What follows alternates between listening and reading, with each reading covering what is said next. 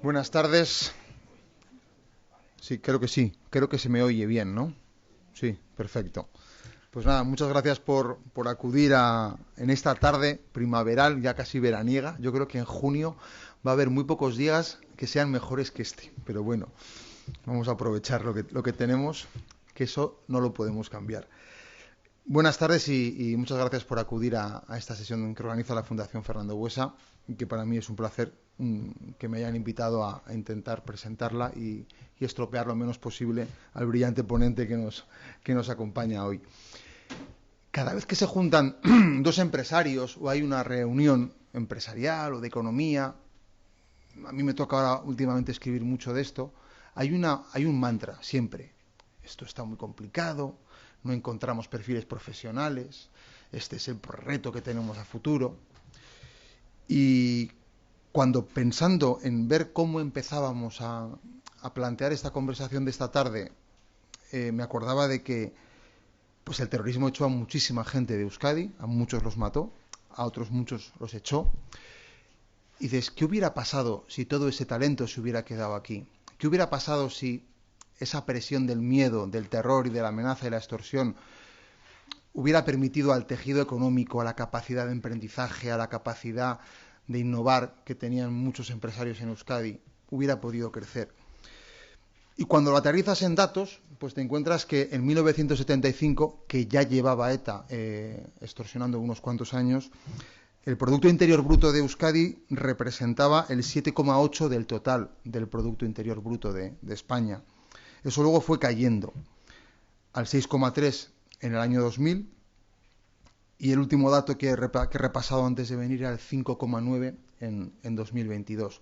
Pasamos de ser la tercera economía española a estar entre la sexta y la quinta. Y eso es una forma de intentar poner cifras a el daño económico que ha supuesto ETA para el País Vasco, para la economía vasca y por lo tanto para el estado de bienestar y la fortaleza de la sociedad y de la democracia en el País Vasco. Pero luego hay otras cosas que también se nos escapaban y que son muy difíciles de calcular, es lo que hemos dejado de hacer. Y el resto que queda, ¿hasta qué punto la acción de ETA sobre los empresarios vascos ha pesado para que, por ejemplo, en Euskadi la vocación empresarial escasee? Que el empresario sea presunto culpable de algo. Que la conflictividad laboral haya hecho que en el año 2022 la mitad de las huelgas que se han convocado en España hayan sido en el País Vasco. Que esa conflictividad laboral y eso que hace que el principal sindicato de este país se reivindique como un honor ser el que más huelgas convoca, hasta qué punto todo esto nos está dañando y viene de este punto. Hay quien decía que lo que no se nombra no existe. Por eso me parece especialmente encomiable la labor de Luis Ramón Arrieta, que es intentar poner cifras a todo esto. Porque en la medida en que ponemos cifras, le estamos poniendo nombre y estamos haciendo de una manera el ejercicio de ser conscientes de lo que esto supone. Y de eso va la sesión de esta tarde. Y además lo vamos a hacer acompañados de Luis Ramón Arrieta, todos le conocéis, que conoce de sobra tanto la industria del País Vasco como el sector de las finanzas. Ha estado más de 40 años trabajando en el sector financiero, ha sido director general adjunto del BBVA, director territorial de esta entidad en Bilbao, ha sido consejero de empresas como Gamesa o Euskaltel, ha sido también uno de los dirigentes de AEFAME, la Asociación de Empresas Familiares del País Vasco, que también ha sufrido de forma muy directa la amenaza terrorista y lleva mucho tiempo trabajando en ponerle nombre a algo para que seamos conscientes de que exista. Luis Ramón. Muy bien.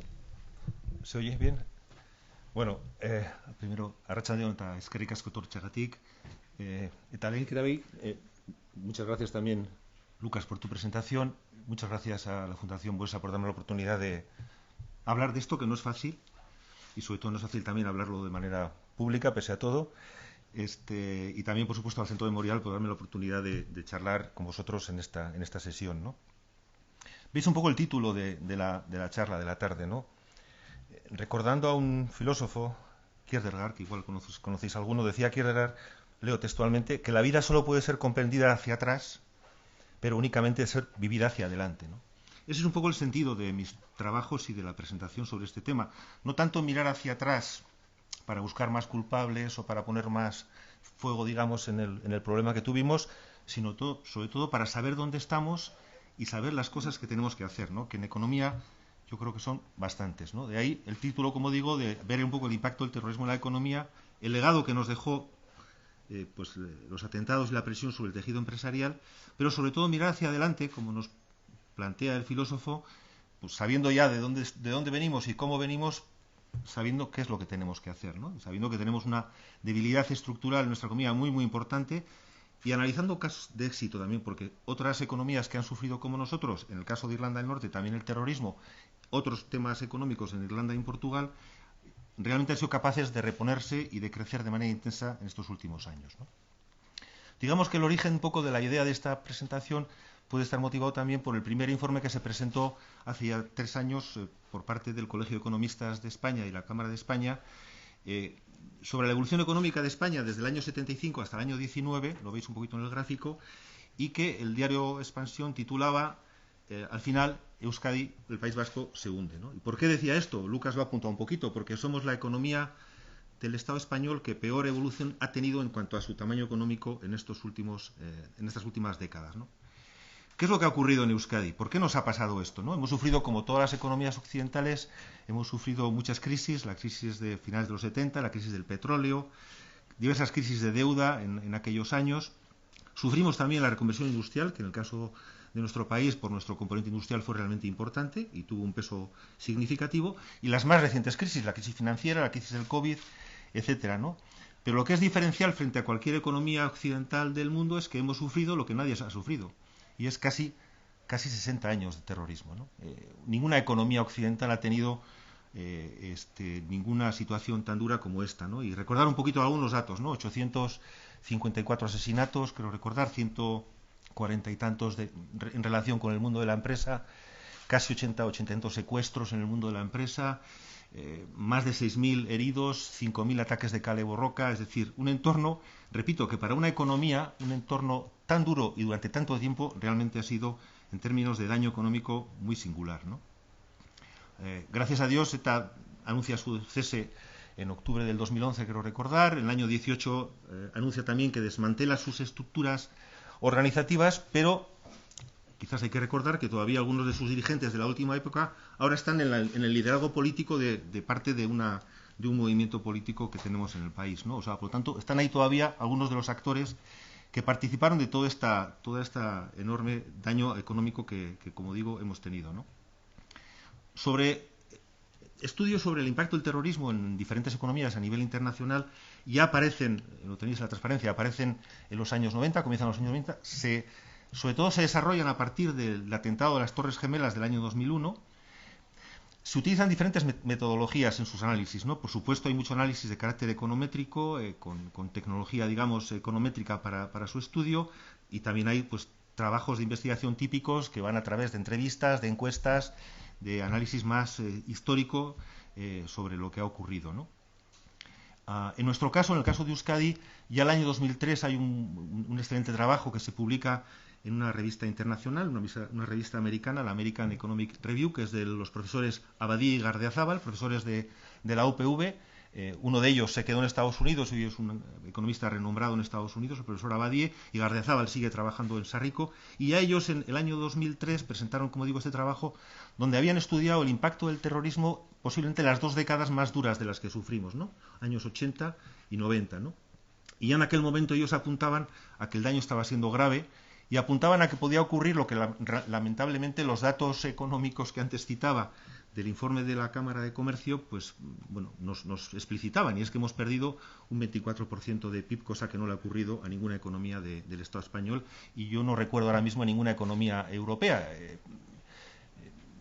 Si pensamos, por ejemplo, en la Segunda Guerra Mundial, en la Segunda Guerra Mundial, Alemania perdió un 19% de PIB, nosotros hemos perdido el 24%. Es cierto que la Segunda Guerra Mundial fue concentrada, como sabéis, en pocos años, nosotros a lo largo de 60 años, ¿no? Quizás por eso no lo vemos con tanta claridad, ¿no? En el caso concreto de la Universidad de Deusto, nosotros arrancamos ya el año 2013 un trabajo de investigación con diferentes participantes, que continuamos en la actualidad. Todavía hoy tenemos algunas investigadoras en este caso, porque son investigadoras las que están trabajando en el ámbito económico sobre estas cuestiones, con diferentes estudios que luego publican en revistas internacionales también. En los trabajos que hemos realizado estos últimos 10 años han participado más de 20 investigadores de diferentes universidades, fundamentalmente la Universidad de Deusto, pero como he comentado también hemos colaborado, hemos tenido contactos con universidades como la Pública del País Vasco y otras universidades. En el trabajo de campo que hicimos, entrevistamos o participaron a través de encuestas más de 300 personas. Procuramos que fueran representativas de lo que podía ser el más amplio espectro, digamos, de perfiles personales, ¿no? Desde empresarios, directivos, profesionales liberales, comerciantes, políticos, sindicalistas y en muchísimos casos personas de primer nivel, ¿no? Ex-lendakaris, hemos tenido exministros del gobierno de España, también responsables sindicales de aquella época y, por supuesto, empresarios importantes y también pequeños y medianos, ¿no? Nuestro trabajo tiene una conclusión global y es que el daño exacto es imposible de medir. Saber la profundidad con exactitud del daño, dado el periodo de tiempo, el más largo de la historia económica de cualquier región como nosotros, que a la vez se ha producido ha convivido con otras circunstancias, como decíamos antes, como crisis industriales, crisis de deuda, etcétera, pues es muy difícil aislar lo que es exactamente el daño del terrorismo. Pero se puede hacer un trabajo de aproximación, digamos, de orden de magnitud, y hay algunas cosas que sí pueden medirse con exactitud que ahora comentaré, ¿no? Fruto de estos trabajos ya ha habido varias publicaciones en las que han participado investigadores de la propia universidad y otros investigadores. Me gustaría citar estas 4 por lo menos, hay algunas más, pero estas 4 yo creo que son muy interesantes y representativas, ¿no? El primer libro que publicamos el año 17 es de la propia universidad, Misivas del Terror. Es un informe más de carácter histórico, ético, político de lo que pasó en relación con todo este fenómeno triste del terrorismo específico contra el mundo de la empresa y de la economía. El año 2018, parte de los investigadores que trabajaron también con la universidad publicaron un trabajo yo creo que muy interesante que trata de centrar más la parte cuantitativa que se titula La bolsa y la vida. El año 2020 la empresa Petronor promocionó un libro que por cierto prologó el Lendakari, que se titula Los empresarios y ETA, una historia no contada, que también recoge, en este caso más desde el punto de vista cualitativo, pero recoge participaciones de algunos de los investigadores que trabajaron en la universidad, y un libro del que en esta sala hay personas que pueden hablar mejor que yo, porque están sus responsables, sus impulsores, Antonio Rivera y Eduardo Mateo, que es Transterrados, que recoge el fenómeno específico vinculado con todo esto, pero ligado fundamentalmente a lo que es el desplazamiento, la salida de personas que tuvieron que salir de Euskadi por el terror, ¿no? y que también recogen varios apartados, específicamente las personas que tenían un perfil más empresarial, etcétera, analizando incluso algunos casos muy interesantes de empresas concretas que se fueron a zonas geográficas concretas del Estado español. Bueno, como digo, son 4 libros que recogen, yo creo que en gran parte lo que se puede conocer en estos momentos sobre esta cuestión, ¿no? Al margen de esto, no voy a entrar aquí en toda la bibliografía que yo utilizo en mis presentaciones, aquí aparece parte de esa bibliografía. Hay trabajos internacionales, trabajos de estudio sobre el terrorismo a nivel europeo, terrorismo en Irlanda del Norte, publicaciones también de entidades que publican datos macroeconómicos como puede ser la Fundación BBVA, etcétera, ¿no? O el trabajo, por cierto, del Instituto Valentín de Foronda, que también me parece muy interesante, que el famoso informe Foronda, que trabajó también todos estos aspectos y que luego comentaré. Decía que no se puede medir con exactitud el daño económico del terrorismo, pero sí podemos medir con exactitud alguno de sus aspectos. Y de hecho hay uno que se midió, que se peritó. En el caso Bateragún, el caso que llevó el juez Garzón en la Audiencia Nacional en el sumario 35-2002, el juez Garzón pidió un informe pericial cogiendo 2 periodos temporales concretos, del año 70 al 93 y del 94-2003, de cuánto había sido el coste directo del terrorismo, porque suponía un coste para la Secretaría de Estado, para la Policía, para la Guardia Civil, para el Gobierno vasco, consorcio de seguros, los pagos de indemnizaciones de víctimas, pagos de pensiones, instituciones penitenciarias, la seguridad de partidos políticos, costes laborales y sanitarios, y también dos costes adicionales que eran los cambios de la autovía Lizarán impulsado por la presión terrorista y el cierre de Lemóniz, ¿no? El informe, en todo caso, no era un informe completo porque hay muchos aspectos de gasto derivados del terrorismo, de la seguridad, sobre todo del mundo de la empresa y de muchos particulares que que no se conocían, que la empresa los contrataba seguridad pero no informaba a nadie, o el particular correspondiente se ponía una alarma en su casa y no informaba a nadie. Incurría en el gasto, pero ese dato no se incorporó como coste directo, ¿no? Como digo, el dato no es correcto, o sea, no es completo, pero sí es bastante aproximado en cuanto al coste directo. Los investigadores que trabajaron esto, lo que hicieron es coger estos costes que se evaluaron hasta el 2003, los llevaron hasta el año de desaparición de la actividad terrorista de ETA y los calcularon en euros del año 2020, es decir, corrigiéndolos por la inflación en euros del año 2020, ¿no? La cifra a la que llegan es un coste directo, objetivo, medido y cuantificado superior a los 25.000 millones de euros, ¿no? Claro, cuando a uno le hablan de 25.000 millones de euros, dice, bueno, esto es muchísimo dinero, no sé ni cuánto es. Bueno, por daros algunas cifras, el presupuesto del gobierno vasco creo que está en torno a los 14-15.000 millones de euros, el de este año 24.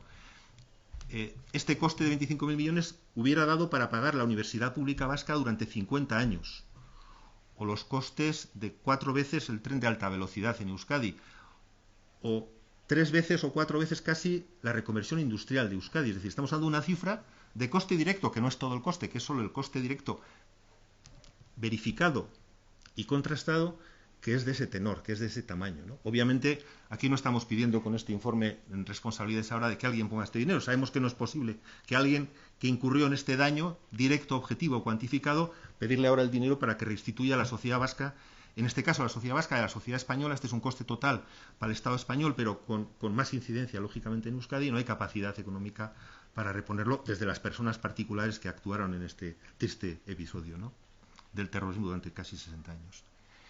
Podemos trabajar lo que hablábamos antes, ¿no?, de los costes indirectos, y vamos ya a impactos de costes indirectos que luego podemos medir, ¿no?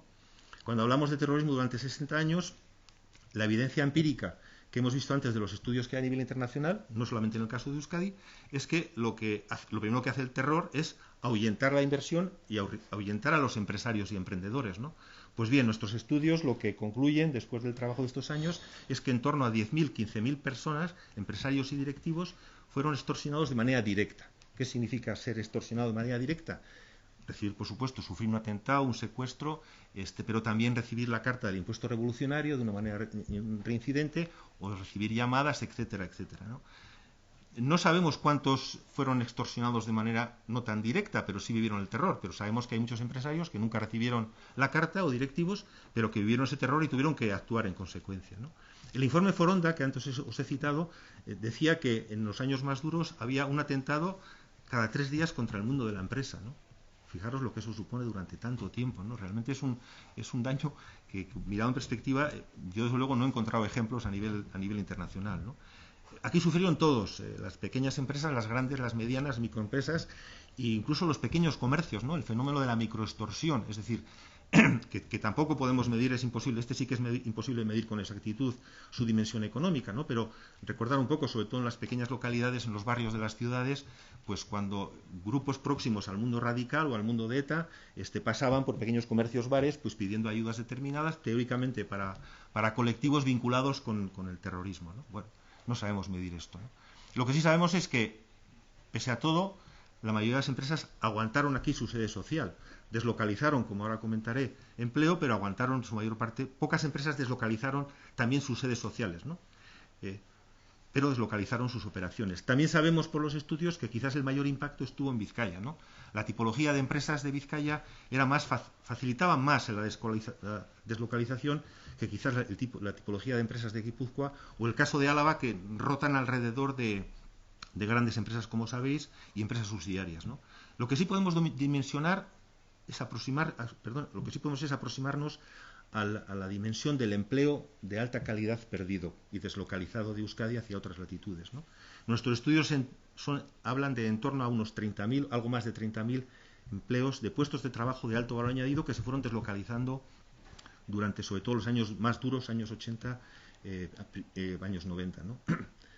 Nosotros el trabajo, estos 300 personas que han participado en el trabajo, lo hemos hecho con un compromiso de confidencialidad y en ese sentido no podemos contar con mucho detalle deslocalizaciones concretas, pero sí dar estos datos agregados.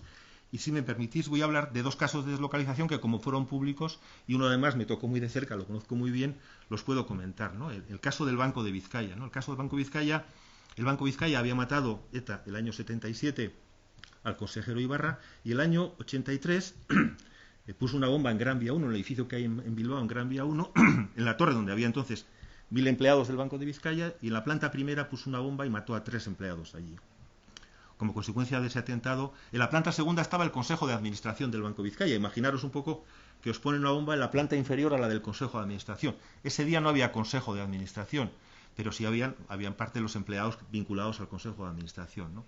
El banco, a raíz de aquel atentado, ya el año 2003, comenzó un proceso de deslocalización de su sede central de Bilbao hacia Madrid. Hasta entonces en Madrid no tenía más que una pequeña oficina que la que hacía la relación con los bancos internacionales y con el Banco de España, y a partir de entonces empezó poco a poco a deslocalizar el banco, como digo, hacia allí, ¿no? Todavía no había ido la fusión Bilbao-Vizcaya, por supuesto, menos con Argentaria, pero el Banco de Bilbao, a la vista de lo que le estaba pasando al Banco de Vizcaya, pues también, de una manera discreta, sin hacer mucho ruido, los años 80 fue poco a poco deslocalizando empleo hacia Madrid, ¿no?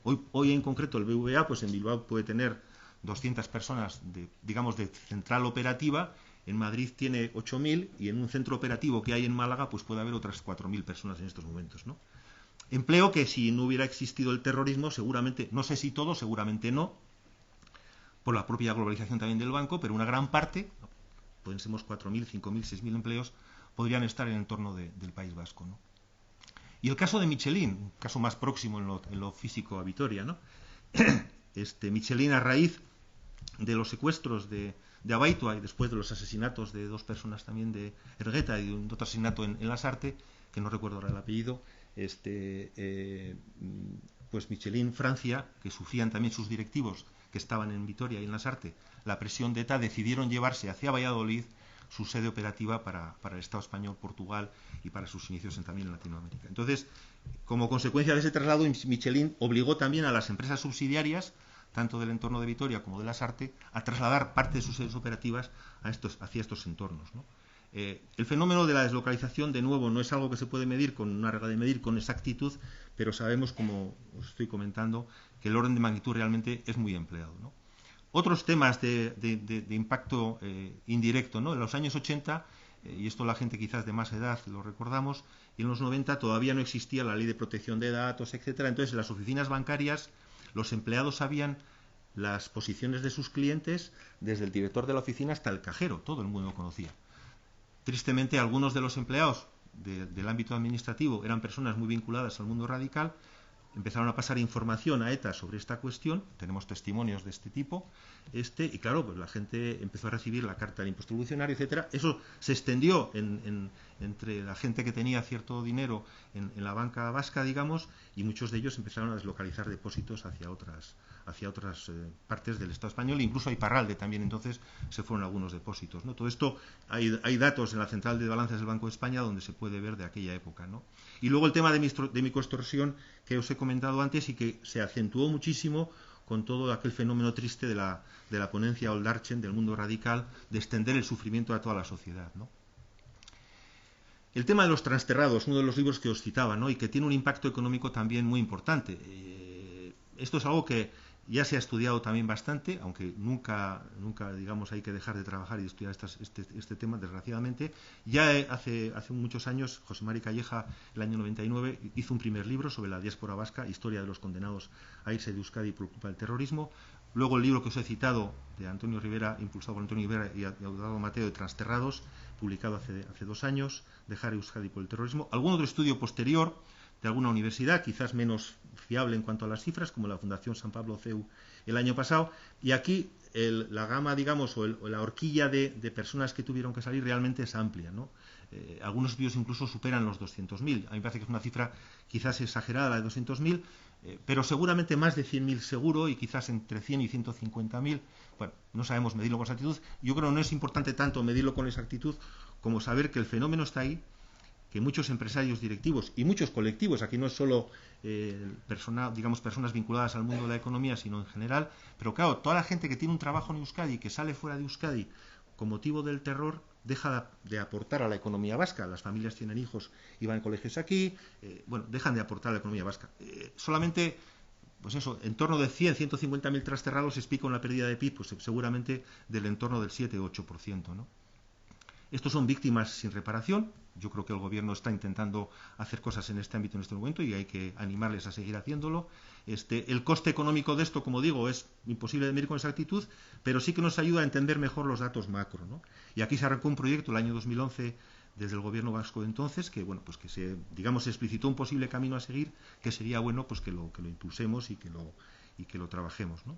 Yo creo que hay, como digo, sensibilidad para poder hacerlo en el futuro y desde luego, pues si algunos, en ocasiones suelo escribir en algún grupo de difusión de aquí, en este caso el Grupo Correo, y recientemente he escrito con un compañero un artículo sobre este tema, porque me parece que es un tipo de víctimas que no tienen reparación, que además del coste económico hay el coste humano y que algo deberíamos hacer en este campo lo antes posible, ¿no? Vayamos de nuevo a temas más económicos, ¿no? Y hablaba Lucas, yo creo al principio también del tema de la inversión, ¿no? El tema de la inversión extranjera. Cuando uno piensa en la economía de un país, no solamente hay que pensar en la inversión extranjera, sino la inversión que podemos hacer los propios que estamos en el país, ¿no? Pero en este caso, los datos que se pueden medir con cierta exactitud es lo que se dice el índice de inversión extranjera, el IDE. Aquí las series históricas no son muy consistentes desde los años 70. La más consistente aparece ya, los datos públicos más coherentes son los a partir de los años 90. Sí que es cierto que tenemos medias de los años 70 y 90 y para que os hagáis una idea, los años 70 y 90 la inversión extranjera directa que recibía Euskadi era aproximadamente el del tamaño de su economía. Decía Lucas antes el 7,8%, pues recibíamos esa inversión extranjera, el 7 y pico por ciento, 8% de media de total de la inversión extranjera que se hacía en el Estado español. A raíz del terrorismo la inversión extranjera se desploma. El gráfico tenéis aquí, nos da una media del 1,8, es decir, recibimos un tercio de la inversión extranjera que podíamos recibir. Solamente un año, el 2004, y posiblemente, por lo que sabemos de ese año, inversiones de reposición muy vinculadas a grandes compañías, como puede ser en este caso compañías vinculadas con Álava, pues explican un poco ese 6%, pero el resto están, como veis, con cifras muy pequeñas. Lo importante de la economía, insisto, no es solo en este caso desde el punto de vista de la inversión extranjera, sino también la inversión propia, ¿no? Y esto nos lleva a un concepto que es el concepto de stock de capital. El stock de capital de una economía es la suma de capitales públicos y privados que hay invertidos en una economía.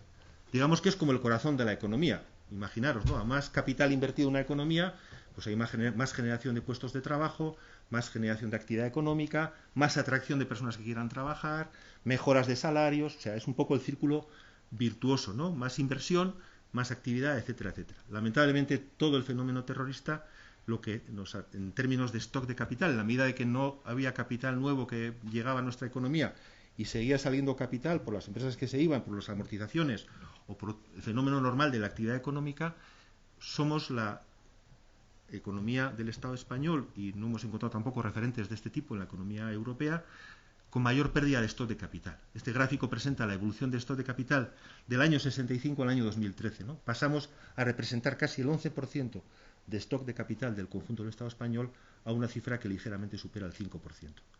Por lo tanto, aquí tenemos una foto de lo que, evidentemente, no es solo el terrorismo lo que nos afecta a la economía de todos estos años, que son muchos, pero sin duda es la variable explicativa de este enorme deterioro que hemos tenido en términos de stock de capital y que tiene que ver con lo que os decía antes, con la pérdida de inversiones, ¿no? Después de la inversión que no te da crecimiento económico, pues hay que hablar del PIB, del Producto Interior Bruto, ¿no? El Producto Interior Bruto es la suma del valor agregado de la generación de una economía de un determinado país o área económica, ¿no? En este gráfico presentamos la evolución del PIB bruta, no la del PIB per cápita, la del PIB bruta, es decir, la dimensión económica de Euskadi, del año 80 al año 16, ¿no? Comparándola con 5 comunidades autónomas, Madrid, Cataluña, Valencia, Andalucía y Navarra. El gráfico de abajo, la línea de abajo es Euskadi, ¿vale? Euskadi es la comunidad autónoma de estas 6, es la única que pierde tamaño económico relativo con el conjunto de España. Al año 16 habíamos perdido el 20%, al año 19 habíamos perdido el 24%, seguíamos perdiendo. Madrid es la que más gana, es la que está arriba, más del 20%, y Cataluña, Navarra y Valencia pues están por encima también del 100%. O bien no pierden tamaño económico o incluso ganan un poco, ¿no? Bueno, este es un problema estructural que tenemos, como veis, pues realmente importante, ¿no? Pérdida de vocaciones empresariales. De nuevo, otra cosa que ha apuntado Lucas al principio de la presentación. Bueno, esto está muy reflejado en todas las entrevistas que tuvimos y todas las encuestas, ¿no? Está muy reflejado y bueno, yo diría que tristemente es normal. O sea, si tú tienes una economía que durante casi 60 años, además de haber terrorismo, hay un terrorismo aplicado en específico al mundo empresarial, al mundo de la economía.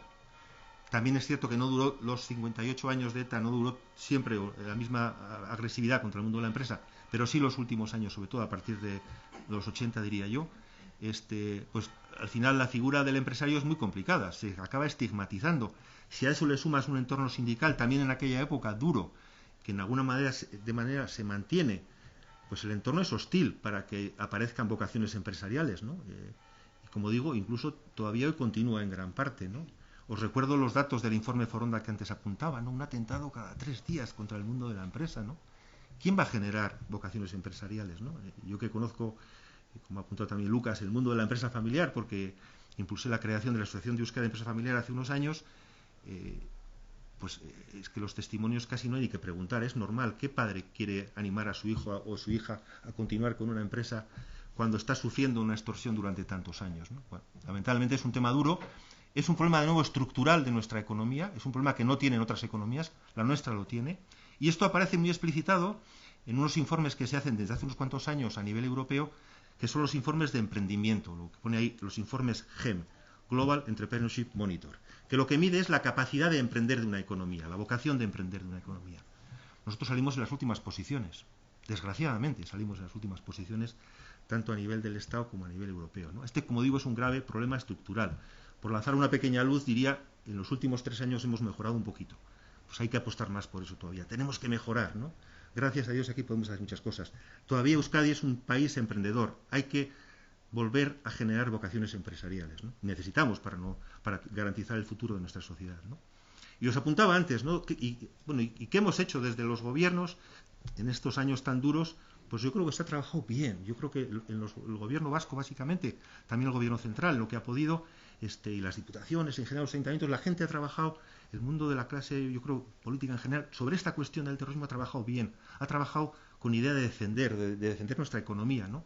Y en ese sentido, el uso del concierto económico, pues yo creo que se ha usado bien. O sea, el escudo económico del concierto ha sido eso, ha sido un escudo, ¿no? Nosotros contamos durante casi todo el periodo del terrorismo con el concierto económico. Por recordaros un poco, el concierto, y lo explico muchas veces a la gente de Madrid, no es ningún regalo. O sea, el concierto es una singularidad de nuestro país, de nuestra autonomía, que implica que tenemos la responsabilidad de recaudar los impuestos para financiar nuestros servicios. Por eso es tan importante tener una buena dimensión económica, ¿no? Y como aquí conseguimos tener menos economía sumergida, menos, digamos, economía en B que otras regiones económicas del sur de Europa y también del Estado español, pues conseguimos que la recaudación per cápita sea mayor. Y por lo tanto la capacidad de invertir per cápita de dinero de recaudación pública es mayor. De media hay diferentes estudios entre el 25 y el 35%. Bueno, pues durante estos años de terror utilizamos esta mayor capacidad financiera para sostener nuestra economía, ¿no? Cuando el sector privado no creaba empleo, pues el sector público creaba empleo para que tuviera empleo para los vascos, ¿no? Bueno, yo creo que este fue un elemento importante que ahora tendríamos que utilizarlo para crecer proactivamente. En Irlanda del Norte, que es un fenómeno, como sabéis, el que también hemos estudiado, también tuvieron un impacto de pérdida económica importante, de más del 10% del PIB, pero las ayudas directas que recibieron de Inglaterra, de Londres en este caso, permitió que en vez de esa caída del 15% del PIB, pues no hubiera sido de no tener esas ayudas, pues igual un 25%, ¿no? En nuestro caso, de no haber contado con el concierto económico o con ayudas similares, nuestra caída de stock de capital del 43% o del 24% del PIB hubieran sido mayores. Fijaros que hubiera sido seguramente un drama, ¿no? Bueno, yo creo que, insisto, que la prudente gestión de nuestros gobiernos pues evitó que esto hubiera sido pues un daño muchísimo mayor, ¿no? El tema es ahora qué estamos haciendo con el entorno de paz que vivimos, ¿no? Desde el año 11, que antes os recordaba, que ETA anuncia su cese de actividad armada, ¿qué ha ocurrido con nuestra economía? Bueno, pues lamentablemente, como tenemos esos problemas estructurales que no estamos resolviendo, pues no estamos poniendo en valor económico la paz, ¿no? Ahí, en este gráfico, igual no se entiende desde lejos, aquí lo que se presenta, este es un dato que presentó Orquesta, el Instituto de Investigación de la Universidad de Deusto, cuando presentó en noviembre pasado el informe de competitividad de Euskadi, presentaba la evolución de stock de capital del total de la economía y del total del capital industrial en los últimos 10 años, ¿no? Y vemos que del año 15 al año 21, el comportamiento, bueno, en los 10 años, pero especialmente en los últimos 5 años, el comportamiento de nuestra economía es la peor en comparación con Madrid, con Cataluña y con la media española, ¿vale? Tenemos un problema de estructura de capital que necesitamos reponer. De hecho, en la industria no hemos crecido nuestra estructura de capital. No tenemos más capital industrial que hace 5 años. Tenemos el mismo, no podemos crecer. No vamos al ritmo que va el mundo en este ámbito, ¿no? Y en cuanto al PIB, que en definitiva tiene que ver con lo anterior, pues también seguimos perdiendo PIB. O sea, del año 2013 al año 2022 tenéis de nuevo las 6 regiones o comunidades autónomas que antes he comentado, y ahí está la evolución de la diferencia de PIB que tenemos sobre el año 2013. O sea, del 13 a hoy hemos perdido de nuevo tamaño económico frente al conjunto del Estado español y frente a comunidades como Madrid, Cataluña, Valencia, Andalucía o incluso Navarra. Navarra también está un poquito por debajo del 100 en estos momentos, ¿no? Por lo tanto, no estamos poniendo en valor la paz, ¿no? Por resumir esta parte, ETA causó un enorme daño humano. No vamos a recordarlo, pero es enorme. Irreparable. No podemos recuperar a las personas asesinadas. Pero sí podemos recuperar nuestra economía, ¿no? Cosa que dañó también muy bien, como veis aquí, ETA, ¿no? Tuvo un coste directo de 25.000 millones de euros y en las 6 décadas de terror, además, nos generó un enorme, grave problema estructural, con pérdida de esto de capital, con pérdida de PIB, con salidas de decenas de miles de personas, con salidas de empresarios y directivos, deslocalización de empresas, pérdida de empleo de calidad, más de 30.000, y, si cabe todavía más importante, pérdida de generaciones de empresarios y caída de vocaciones, ¿no? Hoy no estamos poniendo en valor la paz. O sea, así como estamos consiguiendo, yo creo, por el trabajo y el esfuerzo de todos, un cierto grado de reconciliación, el que la gente vaya más por la vía, lógicamente, de la política, de hacer sus ideas a través de las estructuras que tenemos para hacerlo, pero en la parte económica no estamos poniendo en valor la paz. Seguimos perdiendo tamaño económico, ¿no? Yo hablo aquí del síndrome de la rana hervida. Claro, como nuestra calidad de vida es buena, como nuestros ratios per cápita son buenos, cuando hablamos del PIB, generalmente en Euskadi no hablamos del PIB bruto, hablamos del PIB per cápita. Porque es cierto, como la población tiene una evolución muy mala por todo lo que os he contado, los transterrados, la natalidad, no sé qué, pues el PIB per cápita queda bien, pero la realidad económica nuestra es otra, ¿no? No sé si conocéis el síndrome de la rana hervida, ¿no? Una rana que ponéis en una cazuelita, empezáis a calentar, la rana está contenta, pero empieza a estar cada vez más tranquilita, se empieza a dormir y se acaba muriendo, ¿no? Y Jon Azúa lo cuenta esto, Jon Azúa, el que fue vicelendakari, lo cuenta esto de una manera gráfica también, diciendo: nos estamos gastando las joyas de Amama, la herencia se acaba, ¿no? Y me acordaba esta tarde, cuando repasaba un poquito la presentación de la charla, de otra frase que dice Jon, que yo creo que también es bastante clara sobre esta cuestión, ¿no? Sobre esta visión un poco cualitativa de nuestra acción económica. Dice Jon en su libro, Jon tiene un libro publicado muy interesante hace 2 años, que se titula Bilbao, Vizcaya, Basque Country 2050, ¿no? Habla de la economía vizcaína sobre todo, pero una visión global también desde Euskadi. Y Jon dice también: ya no hay violencia terrorista, pero seguimos padeciendo la influencia destructiva que nos dejó ETA. Estos datos que os aporto, estos datos que comparto con vosotros, es un poco este legado que nos ha dejado de este déficit estructural, ¿no? Pero tenemos que mirar hacia adelante, recordando de nuevo al filósofo, ¿no? Porque se trata de eso, ¿no? Se trata de mirar hacia adelante. Y aquí el caso de Irlanda del Norte nos puede dar alguna pista, ¿no? Irlanda del Norte, como os he comentado, es la otra economía que también sufrió terrorismo en el año 2000, o sea, en el siglo pasado, ¿no? Mucho menos que nosotros, la mitad de tiempo, pero también durante un periodo largo, estamos hablando de 28 años, ¿no? Pero ¿qué hizo Irlanda del Norte tras los acuerdos de Viernes Santo, ¿no? Bueno, pues Irlanda, que había sufrido también una pérdida de tamaño de su economía, entre el 15 y 20%, os decía antes, minorada por las ayudas directas que recibió de Inglaterra, tras los acuerdos de paz, además de empezar a trabajar por la reconciliación, que seguramente es un problema mucho más complejo que el del nuestro, porque tenían muchas facciones que se pegaban entre ellos, etcétera, y el daño causado humano fue mayor, estamos hablando, creo recordar, 2.000 y pico asesinatos, en nuestro caso 854, pero en la parte económica se pusieron a trabajar tras los acuerdos de paz, ¿no? Entonces, ¿qué es lo que hicieron? Primero, tomaron conciencia de dónde estaban. Oiga, ¿cuál es nuestra foto económica? Por supuesto, la humana, que hay que trabajarla, que es la más importante, pero ¿cuál es nuestra foto económica que va a garantizar nuestra viabilidad como región económica a futuro? Y lo que hicieron es empezar a trabajar con programas de recuperación. Fueron a Londres a contar su foto, fueron a Bruselas una y otra vez a contar su foto y consiguieron diferentes fondos para empujar su recuperación económica, ¿no? Aquí os cuento algunos de los fondos que han manejado: International Fund for Ireland, los diferentes Peace Program, programas de paz, que han tenido 4 en las últimas décadas, y un fondo especial, el Northern Ireland European Social Fund Program, que hicieron básicamente con ayudas también de Estados Unidos. Y una singularidad, con el Brexit, con los acuerdos de salida de Inglaterra del Brexit, estaban tan concienciados de su situación que pidieron en los acuerdos con Europa que todavía desde Europa ayudáramos a Irlanda del Norte hasta el año 27 con un nuevo plan de paz. Y estamos poniendo entre todos, con los que estamos en esta sala y todos los europeos, ayudas a Irlanda del Norte en un plan de 1.100 millones de euros para recuperar su economía, ¿no? Y además hicieron más cosas. Dijeron, oye, tenemos que redefinir nuestra política fiscal, tenemos que ser atractivos para la inversión, tenemos que convertirnos en un centro atractivo para la generación de empleo, porque el empleo te genera calidad de vida, te genera un mejor entorno social, te garantiza la sanidad, te garantiza la educación, te garantiza el futuro, ¿no? Y ahí pidieron y plantearon un marco fiscal que autorizó Inglaterra y que siguen disfrutando, incluso quieren hacer algunas mejoras, ¿no? Hasta el punto de que el año pasado, el año 23, Irlanda del Norte fue calificado como la mejor región europea de tamaño medio, mid-size, de tamaño medio para la inversión, junto con la región de Brabante, creo recordar. Nosotros estamos muy por detrás de esas posiciones de liderazgo, ¿no?, para atraer inversión. De hecho, no atraemos inversión como ellos.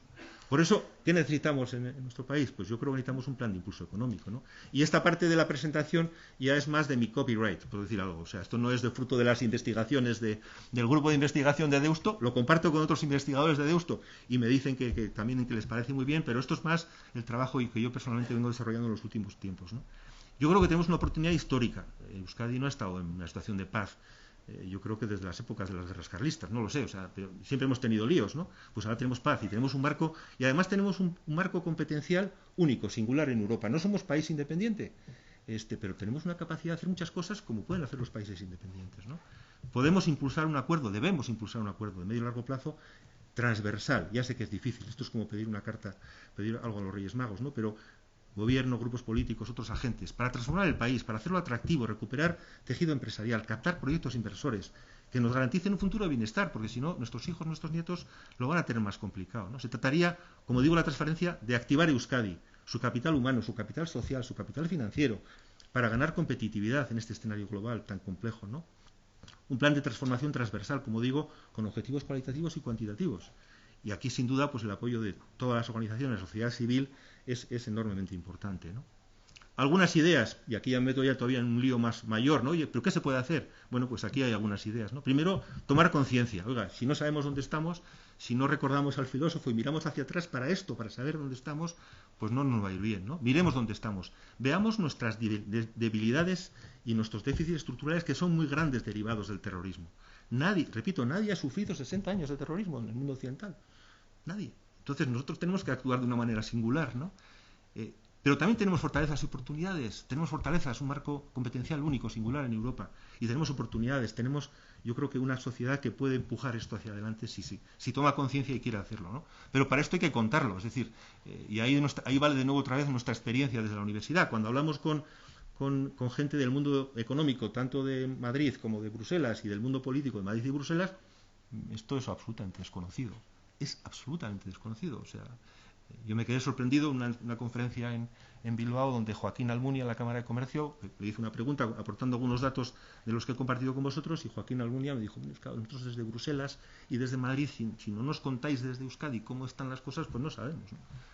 Y me pidió, de hecho, información para tomar un poco más conciencia de esto. Es decir, tenemos que contar esto en Madrid y en Bruselas. También aquí, porque la sociedad, yo creo que la sociedad no es muy consciente de todo esto, ¿no? Hay que hacer un plan de atracción de inversiones, necesitamos un marco fiscal, esto no es inventar la pólvora, esto es lo que ha hecho Portugal e Irlanda para darle la vuelta a su economía y para captar inversiones con velocidad, que luego habrá que revisar, pero primero hagamos algo para atraer, ¿no? Yo creo que hay que insistir en el plan de los trasterrados, y hay que animar a todas las instituciones a que trabajemos en esta línea. Se pueden hacer muchas cosas, bueno, necesitamos un plan de emprendizaje, hay que poner en valor la figura del empresario, hay que proponer y hacer cosas para la vuelta de empresas tractoras. Las grandes empresas vascas que mantienen aquí su sede social pueden hacer más cosas en el país si les hacemos un planteamiento que sea atractivo. Y también un tema que, por cierto, ha salido en mis diálogos con la administración pública en alguna ocasión, ¿no? Necesitamos también mejorar la eficiencia de la administración pública. Es decir, si desde lo público, en los años duros, como antes os decía, utilizando nuestra capacidad normativa, el concierto económico, nuestra mayor capacidad fiscal, creamos estructuras de empleo público, muchas de ellas absolutamente necesarias, no estoy hablando de educación ni de sanidad, pero hablo de otras estructuras públicas, precisamente para sostener el empleo, pues igual hay que reformular y ver si necesitamos tanta estructura pública o si tiene que ser más eficiente, ¿no? Pues bueno, creo que hay cosas que se pueden hacer. Y yo creo que tenemos también alguna iniciativa, o sea, a mí me gusta, todo es, digamos, discutible, quizás en su planteamiento en su momento pues se podía haber mejorado su propuesta, pero la verdad es que hay iniciativas en la sociedad civil que yo creo que son interesantes, ¿no? Me parece que la iniciativa de CEDARRIAC, una vez reposado, digamos, el tiempo de presentación, etcétera, pues trata un poco de trabajar sobre esto, ¿no? Trata de impulsar el progreso económico-social de Euskadi, trata de incidir pública y socialmente para, pues eso, para conseguir un nuevo contrato social para el desarrollo del país. Dicen textualmente, ¿no? Dice CEDARRIAC, desde la experiencia y persiguiendo el bien común, realizamos un trabajo colectivo, colaborativo, desinteresado y discreto que se integra de forma respetuosa con el entorno, ¿no? Y ya han hecho cosas. Ya han hecho un primer informe hace 2 años pues sobre este diagnóstico. No es el diagnóstico que yo hago o que hacemos desde la universidad, porque nuestro diagnóstico está muy centrado en lo que es el impacto del terrorismo. Ellos tienen una visión un poco más global de todo, pero hacen un diagnóstico que yo creo que es bastante acertado. Han hecho también un trabajo sobre el mundo de los más jóvenes y protagonistas de la transformación. El tema, los retos que hay entre la educación y la empresa, cómo hacer ahí proyectos que puedan generar riqueza en ambos lados. Y luego la oportunidad, quizá esto más reciente, yo creo que estos días había un artículo en esta línea, de la oportunidad de la tecnología que nos viene, de los cambios exponenciales, para poder aprovecharlos en impulsar la economía vasca de manera importante, ¿no? Y esto es todo. Tenemos, yo creo, una oportunidad. Así que muchas gracias y eskerrik asko.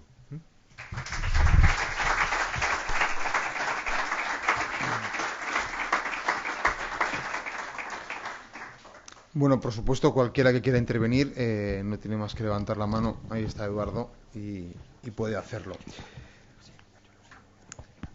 En todo, me quedo con una parte del final, Luis Ramón, que planteas grandes retos, grandes ideas, y además haces una cita expresa a CEDARRIAC, a mi buen amigo Guillermo de Ronsoro, que después de hacer ese primer diagnóstico sufrió mucho una reacción desde la clase política de autodefensa. Hablabas de el uso que se ha hecho del concierto económico, el apoyo que ha hecho el sistema institucional, el gobierno vasco y diputaciones en los peores años, y lo comentábamos antes de empezar, y efectivamente ha habido grandes dirigentes en el País Vasco, en el gobierno vasco, que han tenido la audacia, que han tenido más ganas de acertar que miedo a equivocarse, y eso genera liderazgos, y han sabido dar respuestas en momentos muy complicados.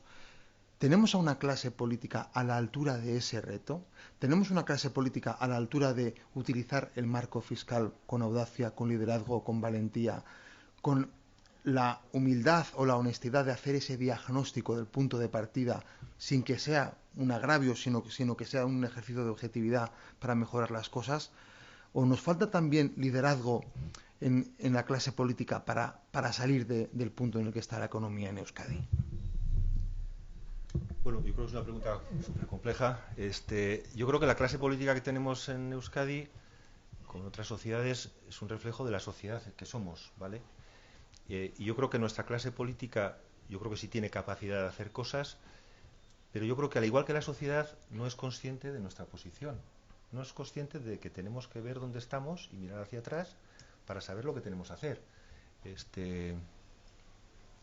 Claro, leí hace poco el manifiesto que ha hecho Pello Txandiano, Begirada, no sé si lo conocéis, que es un poco su posicionamiento político para el futuro, y cuando leía el epílogo de Madalen Iriarte recordaba en el epílogo a Descartes y decía que el manifiesto de Pello Txandiano es un poco como el punto cero de coordenadas de Descartes, ¿no? De las coordenadas cartesianas, ¿no? Como que antes no ha pasado nada. No, mire usted, Euskadi no está en el punto cero. Euskadi está en el menos 24% de PIB y menos 43% de stock de capital y menos 30.000 empleos de calidad y menos 150.000 personas que salieron. Estamos en el menos. Tenemos que hacer cosas. Entonces, yo creo que la sociedad, o sea, y ya me ha tocado, aparte de la propia universidad que he compartido y con otras instituciones, también, este es un trabajo que llevamos haciendo años y que hemos compartido sus resultados con el mundo institucional de una manera hasta ahora bastante, digamos, discreta.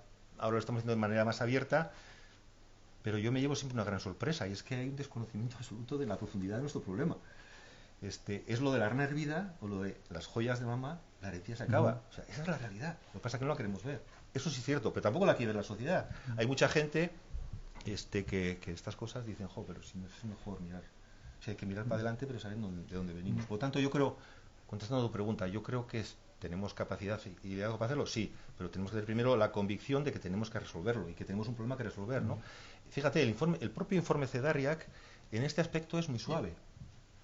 Que yo, por cierto, tuve un diálogo con ellos antes de su presentación y tal, y decían, no, es que nosotros queremos ser, bueno, suaves también y tal. Digo, pero no, pero es que el mayor problema que tiene hoy el País Vasco en el ámbito económico, que tiene mucho que ver con la población, con la natalidad, o sea, está todo interrelacionado. Es que si tú pierdes tamaño económico, no atraes ni inversión, no atraes, no atraes talento, ¿no? Que ahora hablamos mucho del talento, no atraes talentos, el talento se te va afuera. O sea, hoy Euskadi es exportador de talento. En los años 70 y 80, perdón, en los años 70 y 60, Euskadi era captador de talento. O sea, a Euskadi venían en aquellos años a trabajar gente, ingenieros, economistas, abogados, etcétera, porque las grandes empresas vascas demandaban ese talento que en Euskadi pues se producía, pero no suficiente. Hoy nos pasa al revés. Hoy exportamos talento. Pero necesitamos convicción, conocimiento, y a partir de ahí seguro que sale el liderazgo, ¿no? Pero alguien tiene que coger ese papel de liderazgo, ¿no? ¿Y hasta qué punto esa capacidad de resiliencia que ha habido en la sociedad y en la economía vasca hace que, hemos perdido 24 puntos porcentuales del PIB, pero seguimos estando bien? Entonces, como seguimos estando bien y estamos a la cabeza de los niveles de bienestar que hay en Europa y en España, pues no nos damos cuenta hasta qué punto, a pesar de los pesares, esa abundancia de bien no está siendo un poco nuestra anestesia y lo que impide, porque claro, Irlanda del Norte era una sociedad absolutamente deprimida en lo económico. Sin duda. Nadie dudaba que era necesario ayudarla económicamente. Sin duda. Nosotros, si le planteamos a Extremadura o Andalucía que nos ayuden económicamente por lo que nos ha pasado, pues nos dirían, mire usted, que tenemos unos problemas de desarrollo nosotros mucho mayores. Sin duda, pero ahí lo que está claro es que... ¿Se oye ahora? Ahora. No, sin duda, pero esa es una foto, por eso que es una foto absolutamente incompleta, ¿no? O sea, nosotros tenemos una calidad de vida que compara muy bien porque tenemos un buen uso del concierto económico y la recaudación fiscal per cápita es mayor que la media española y lo invertimos bien en sanidad y educación. Pero eso cada vez es más pequeño. La herencia se acaba. ¿Vale? Entonces, el tema es, nos falta liderazgo que vea cuál es nuestra foto real para decir, oiga, es que nuestro camino, o sea, si durante ETA perdimos el 24%, pero es que del año 2013 a hoy hemos perdido un 2,5 adicional. Ya no es el 24, ya hemos perdido el 26,5, ¿no?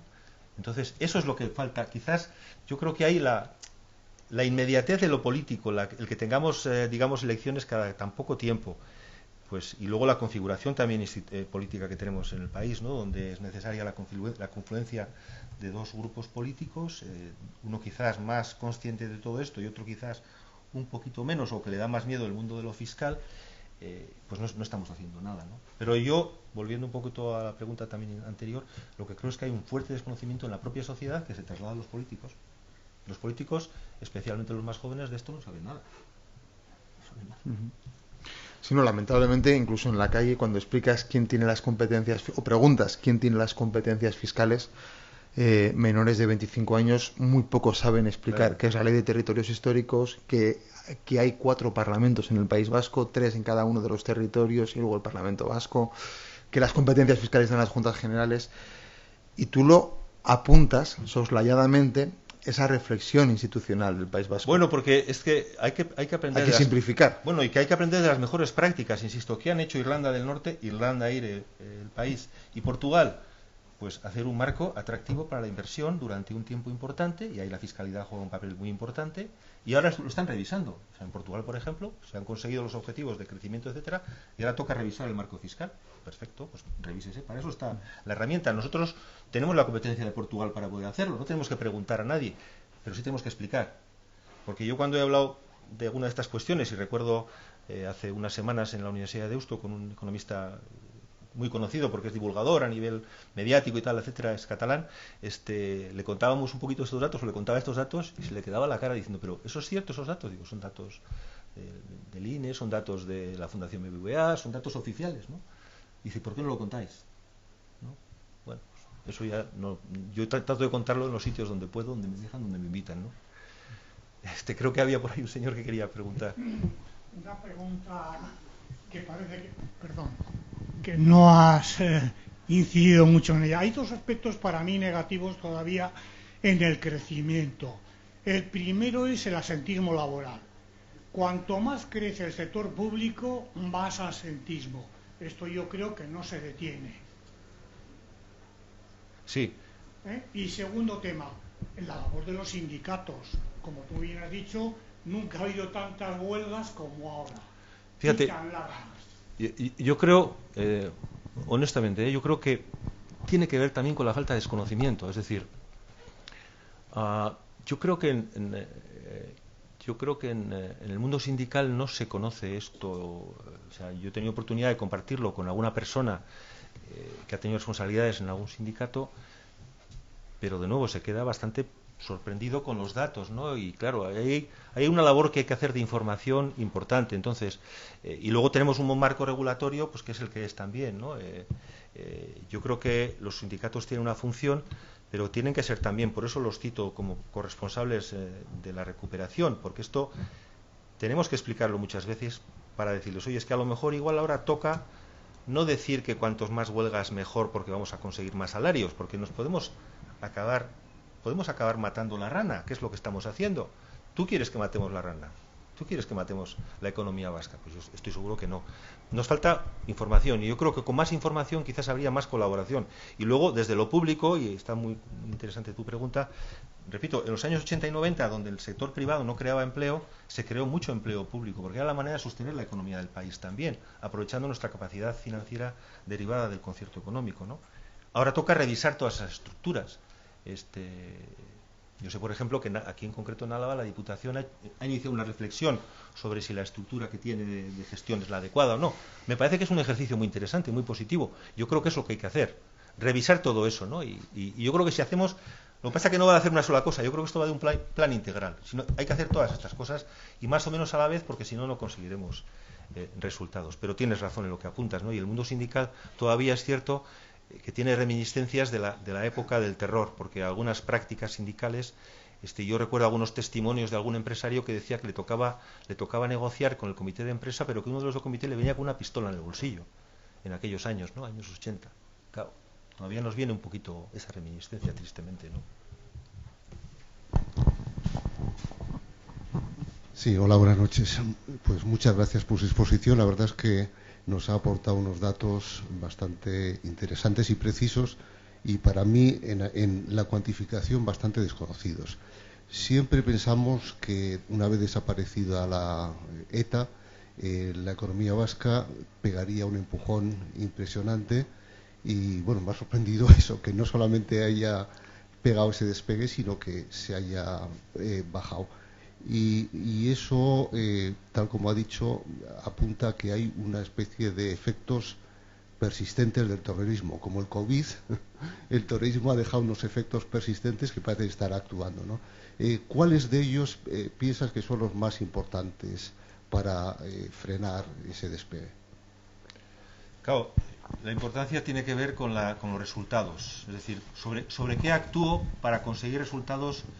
En Euskadi necesitamos resultados de forma rápida, necesitamos crecer nuestra economía de forma rápida, atraer generación de empleo, atraer empresas que generen aquí puestos de trabajo, que ofrezcan puestos de trabajo interesantes a nuestros jóvenes que hoy se van fuera, etcétera. Para hacer eso, lo más importante es reformular nuestra propuesta fiscal y legal, como ha hecho Portugal o como ha hecho Irlanda. Para la inmediatez, en el medio y largo plazo, lo más estructural, pues seguramente la vocación empresarial, la vocación de emprender. Que nuestros jóvenes quieran poner en marcha proyectos empresariales, que lo están haciendo, ¿eh? Es decir, yo veo los esfuerzos que hacemos, por ejemplo, desde la universidad.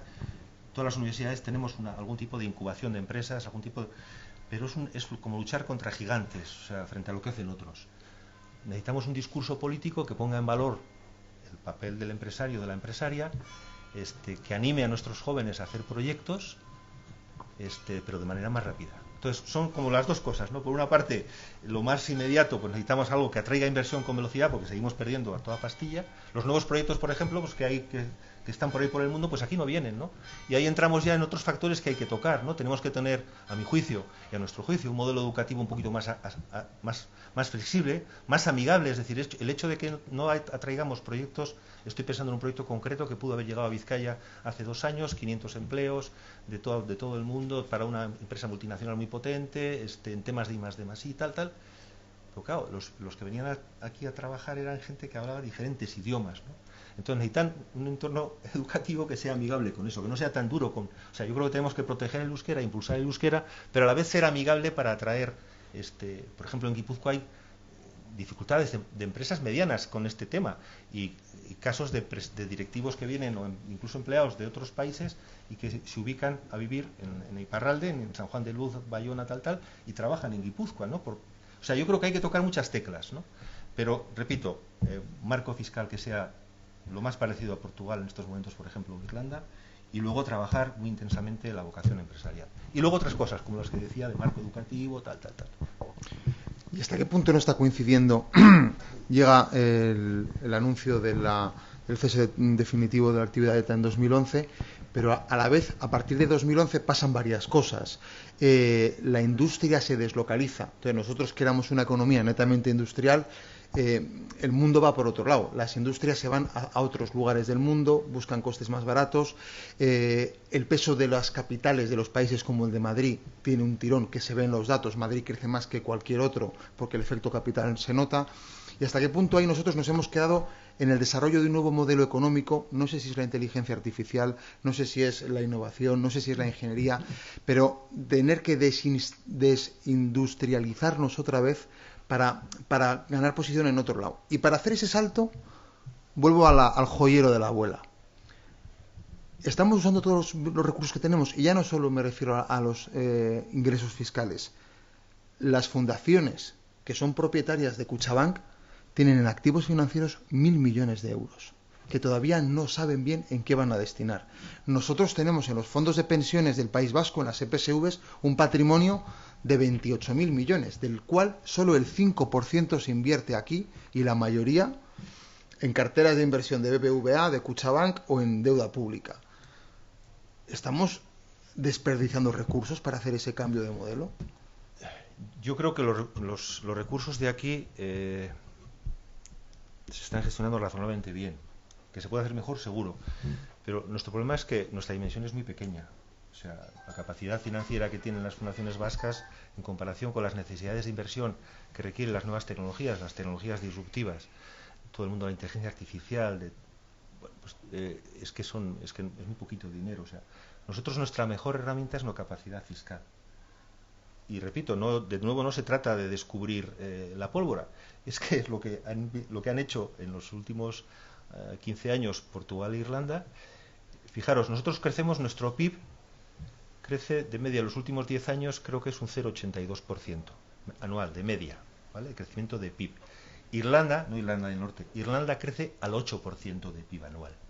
Es decir, en 10 años, Irlanda ha duplicado sus ingresos per cápita, su riqueza per cápita.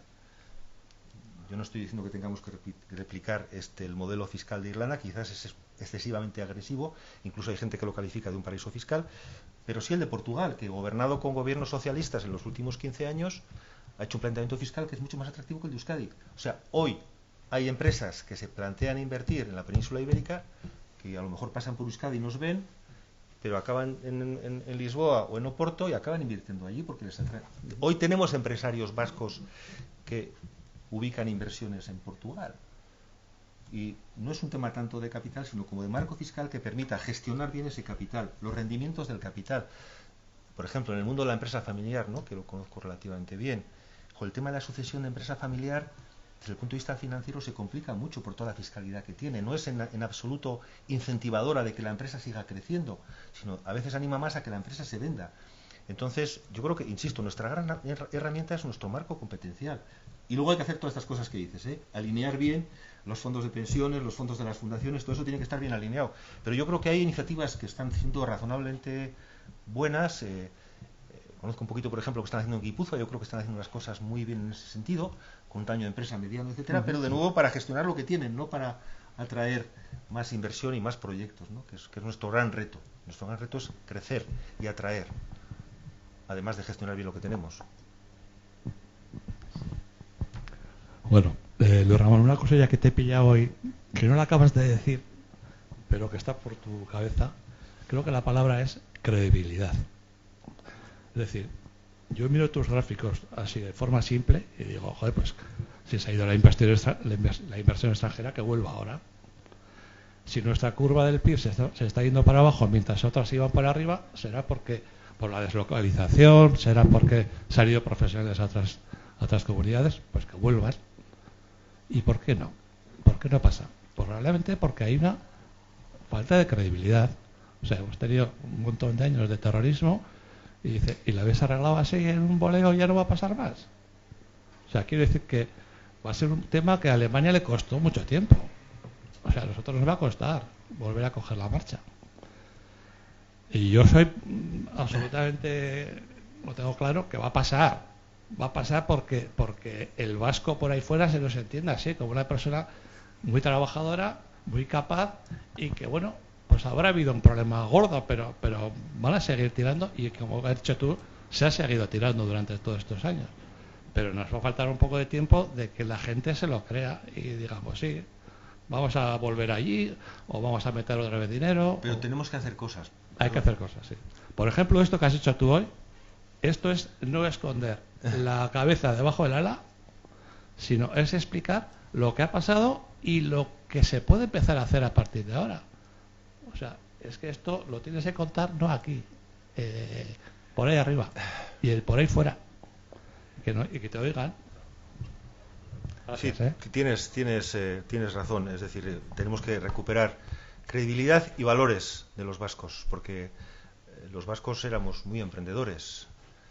Seguimos siendo emprendedores, gracias a Dios, pero ya no somos en eso no somos líderes. Apuntabas el tema industrial. Alemania sigue apostando mucho por el tema industrial.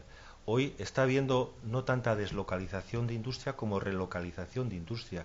Y ahí tenemos oportunidades de relocalizar aquí proyectos industriales que sean atractivos. Pero repito, es que hay que tocar muchas teclas.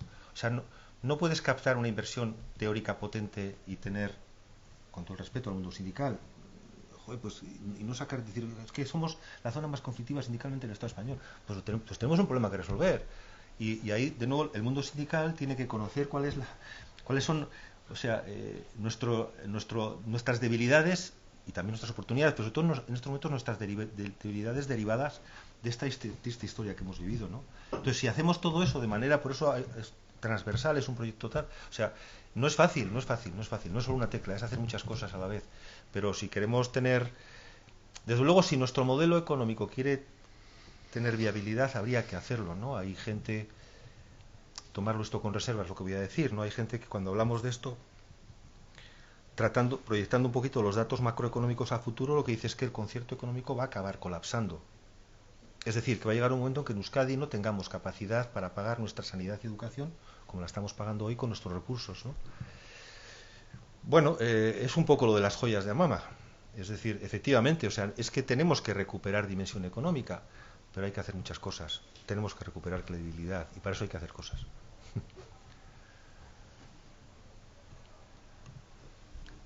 ¿Había alguien? No. No, pero es verdad que en este sentido, en esa recuperación de credibilidad, el factor es cómo nos percibimos, esa autocomplacencia, salvando las distancias, porque son muchas las diferencias. Hace un siglo no tuvimos ningún problema en industrializar el País Vasco, los valles, las montañas, porque era una apuesta, y fuimos líderes industriales, líderes financieros, líderes mercantiles, con navieras, con comercio internacional, y dimos ese salto. Ahora mismo, 100 años después, el mundo ha visto muy claro que la apuesta es la energía renovable, por convencimiento ante el cambio climático o por convencimiento económico ante el disparatado aumento del coste de la luz después de la guerra de Ucrania. Ya no hay escépticos de las renovables porque está claro que es la apuesta. Del Ebro al norte no hay un parque eólico. El último parque eólico que se construye en el País Vasco es hace 18 años. Es un problema político de primera división hacer o una planta fotovoltaica o un parque eólico en el País Vasco. No lo queremos. Esto está en la raíz de lo que tú estabas planteando.